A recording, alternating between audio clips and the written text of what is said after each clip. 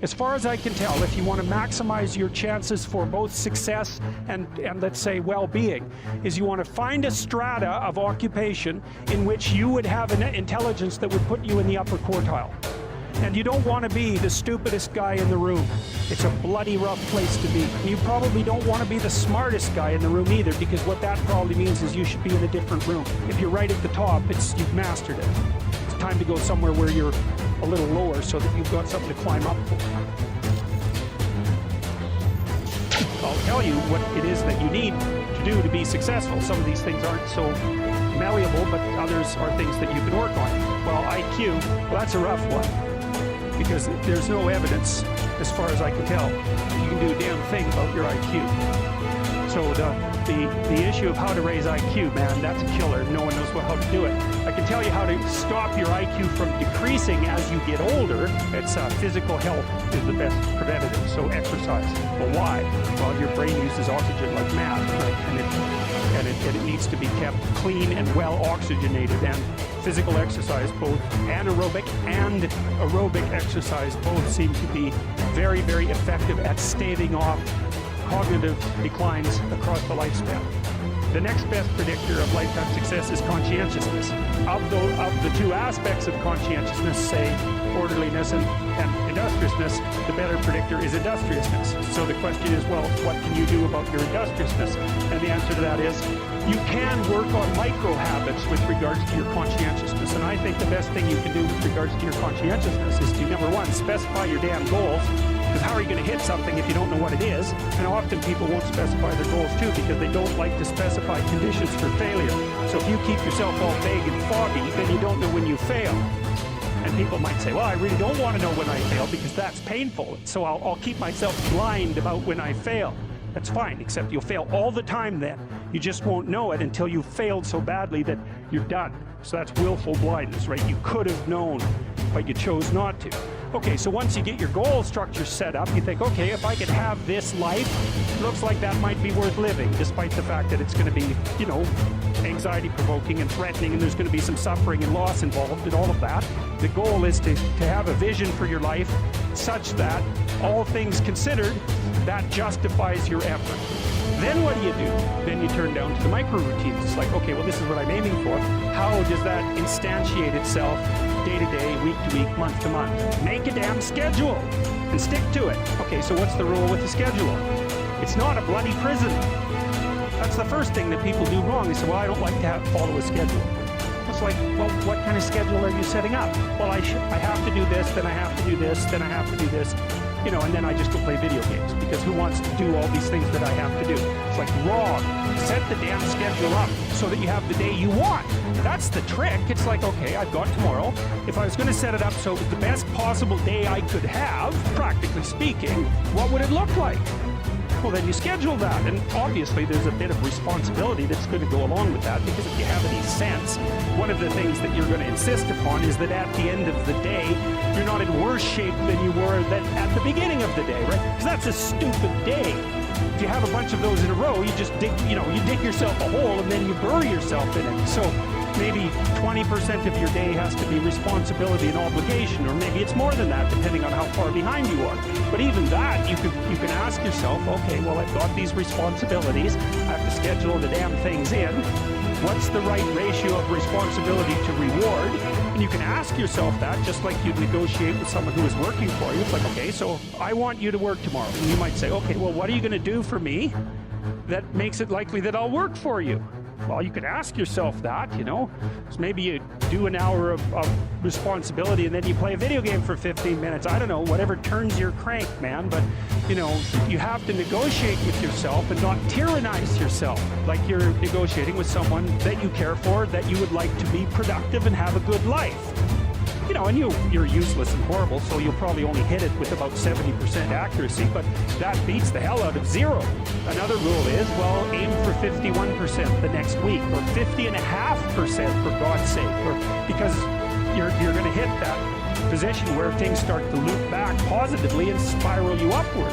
You have to understand that you're not your own servant, so to speak. You're someone that you have to negotiate with, and you're someone that you want to present the opportunity of having a good life to.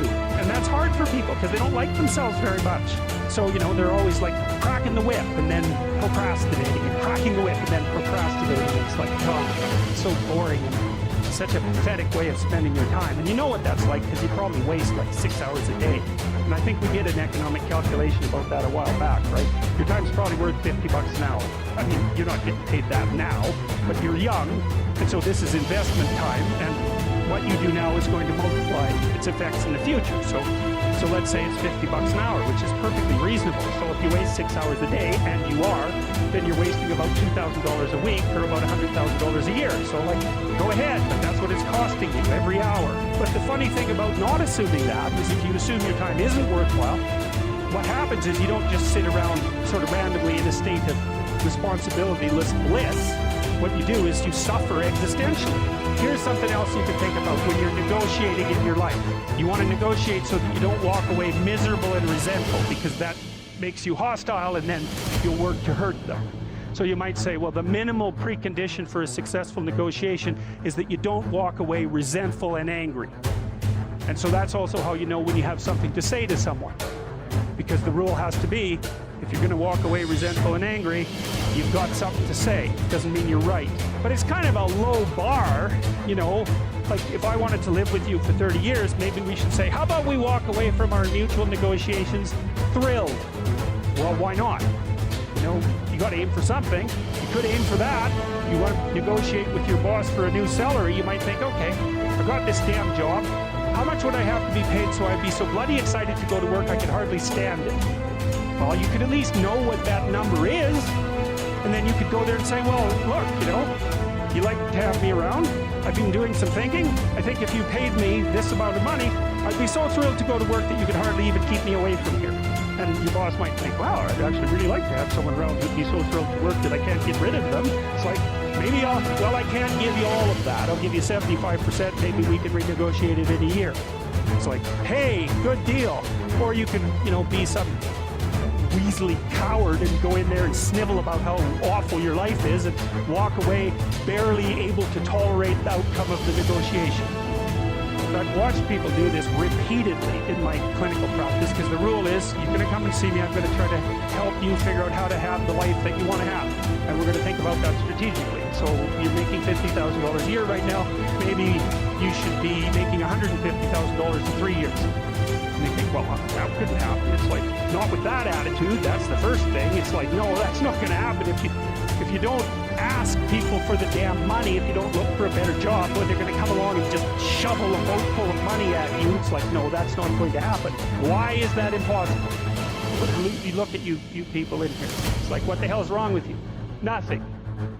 So you can probably have what you want. If you could figure out what the hell it was, and then, you diligently pursued it. So, and then maybe you wouldn't whine about being alive. That'd be good, because people who whine about being alive are dangerous to themselves and other people.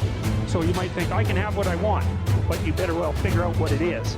And you can't just wait for the, have what you want fairy to show up at your doorstep and grant it, because obviously that's not going to happen. Social networking, that's another big deal. It's one of the advantages that older people have over younger people. And so, for example, now that I'm in my 50s, roughly speaking, I know a bunch of other people who are, relatively well positioned in the dominance hierarchy, and they know all sorts of people. And so when I go to one of them and say, can you do X, or do you know X? They say, no, but I know someone who can. And that's a huge advantage. So another thing that you want to think about as you move through life, and this is that use your ability to network properly. And that doesn't mean schmooze, and it doesn't mean go out and impress people. That's all just complete bloody rubbish. It means you try to surround yourself with people who are competent in multiple different dimensions, and you maintain your relationships with them. And that's a trading relationship too, right? It involves reciprocity. But it's a huge advantage. A social network is a huge advantage, and that's something extroverted people can be really good at. And that goes along with the ability to sell. So another place that you can pick up power, and power for the good, for the right things, is to consciously develop and maintain your social networks. And that also means, well, let's talk about friendships for a minute. Here's how you know if someone's your friend. A, you can tell them bad news, and they'll listen. They won't tell you why, you're stupid and why that bad thing happened to you, and how something worse happened to them once, and, derail the whole conversation. You can actually tell them bad news and they'll listen. So that's a good thing. And then this is a weirder thing. You can tell them good news and they'll help you celebrate. And that's a really good way of deciding who you should have around you, because you come out and you sort of tell someone half-heartedly that something good happened to you, and they give you a whack and then talk about, the great thing that happened to them 3 years ago, or worse, the great thing that happened to someone that they knew 3 years ago. It's like, go away from that person. They're not helpful to you. It's very necessary for people at some point in their life to dedicate themselves to a single game of some sort, which is kind of what you're doing in university. You have to become one thing at some point in your life. And the sacrifice, of course, is that you give up all the other things that you could become, but you don't really have a choice, because if you don't decide voluntarily to become one thing, to become a disciplined adherent of some specific practice or profession or viewpoint, then you risk just aging chaotically, and you don't get away with not aging. So you might as well age into something that's actually something, rather than just remaining, or then just becoming an old child, which is really not a good thing. It's not a good thing to see, especially by the time people hit about 40. It's not pretty for them or anyone else. And even at 30, it's getting pretty old at that point. 40, it's almost irreparable at 40. And the reason for that is you start running out of opportunities. When you're young and stupid, people don't care, because they think, well, whatever. You've got decades of possibilities still ready to unfold in you. You can do anything you want, and hopefully anything you want for good. Because if you have any sense, everything you want to do would be for the good, because there's nothing more compelling or meaningful or useful in combating the tragedy of life than to struggle with all your soul on behalf of the good. Learn to think, learn to speak, learn to read. It makes you a superpower.